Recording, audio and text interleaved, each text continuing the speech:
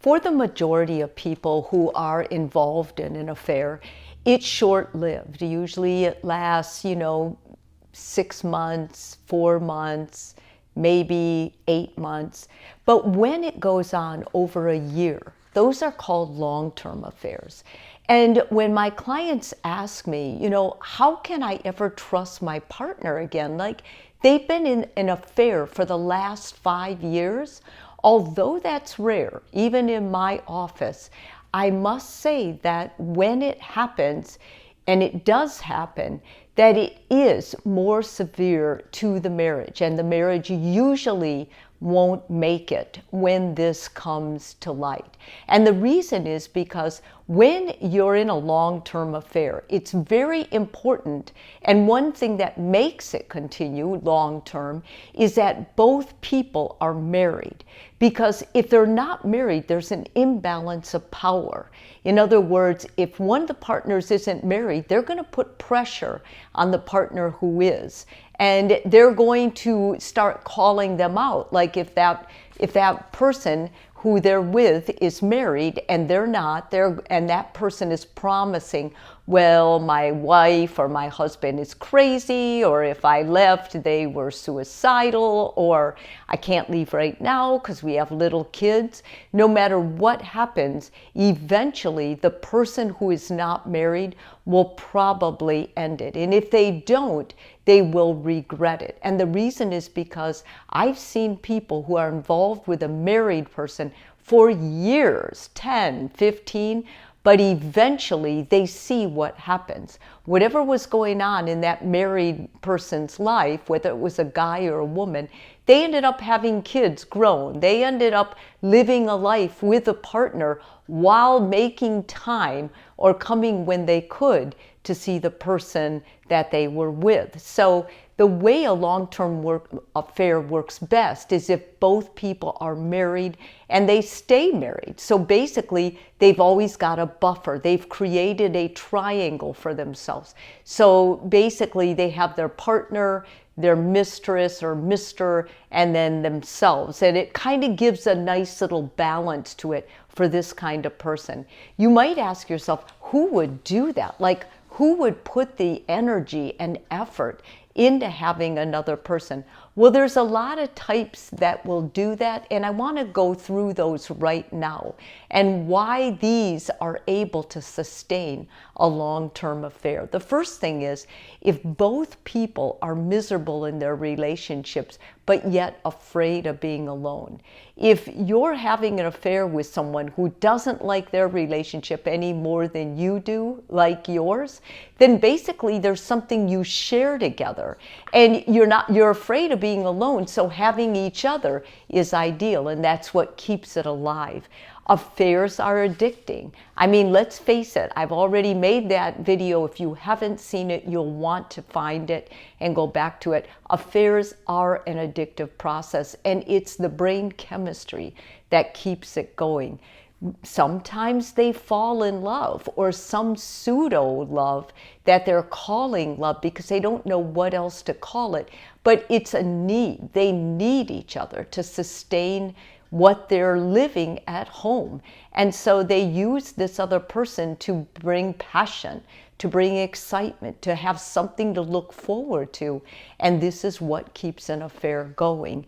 Affairs act as a safe place. Your partner may be angry at you. Your partner may be doing things that you don't like, or there's, they're bringing their parents over, or whatever. Whatever you're afraid to face at home in your marriage, if you're with another person and you're involved in an intimate affair with them, it's going to feel like a safe place. Sometimes, but I've also seen that backfire where it creates a hell and there is nowhere to go except back to your marriage. And then that, just going back and trying to make amends with that, can blow everything up. And it usually does, because the longer the affair, the higher the chance that you're going to end up divorced from your partner.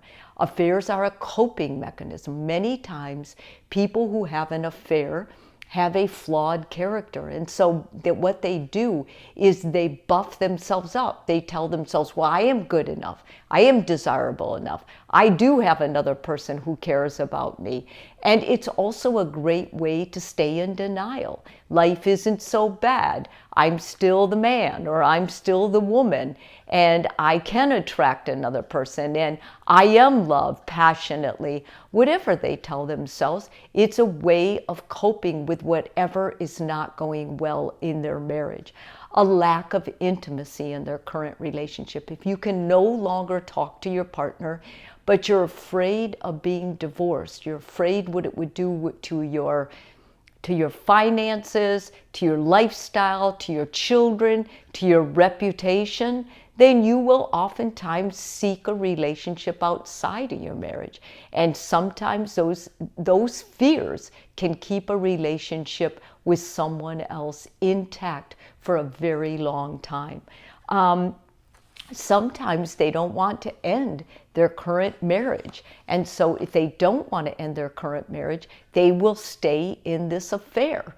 And many times what I have seen as a therapist is, even if this affair does hurt and obviously ruin their marriage ends, sometimes they won't necessarily stay or end up married to this affair person. Sometimes they will, depends on the situation, but oftentimes they'll end the affair relationship because by that time they know the person and they'll find someone completely new. Now that's kind of an ideal idea for me, because I do think that going through a divorce and coming to terms with what you've done oftentimes can be the catalyst for making a big change in your life. Going to therapy, finding out what it is you need, finding out, taking responsibility and saying, man, I really messed up in this area. I have got to be, focus on being a parent, focus on being, a better potential partner. I need to get in touch with me. Their current relationship may be built on a lie. Maybe they got married for wrong reasons, or it was just built on something that was never really true to themselves. So they'll stay married in name only, in reputation only, while continuing this affair. Because it only makes sense that if you're going to be out there and choose another person, that it would be to replace your partner at home. And I think the idea behind this video is that's not always true. And it's important. They are looking for a temporary fix, but that temporary fix holds on and lasts years if people have, any of these I've mentioned so far. And the one where your current marriage is built on a lie is a big deal, because coming to terms with that, talking about that, even opening a discussion about that with your partner or a therapist is extremely intimidating. And they would much rather being in an affair, denying it, than actually facing that. Affairs fill a void, and we know this. When there's an emptiness in your marriage or your current relationship, an affair is an escape. As I mentioned earlier, it's a safe place. That void that is so empty and so lonely, many people, sometimes you could put your work into volunteer work, being a better parent, being somebody that would help the community give back. But if you're very self-motivated, if you're somewhat more selfish, if you start that game of I deserve this, then finding another partner is an ideal idea for them. And that will cause them to find another partner and stay in a relationship with that partner for a long time, playing both sides, the marriage and the affair. And lastly, you may be in an affair with a toxic person. A toxic person will work on your brain They'll brainwash you. They'll make you feel like, you've got to stay with them. If you leave them, they're going to commit suicide, or they're going to exploit you, or put it out there what happened. They're going to contact your partner. And oftentimes, those threats will keep people in affairs longer than they ideally should have or would have. If this video is helpful to you, I'm asking you please to subscribe. And if you're already a subscriber, thank you very much.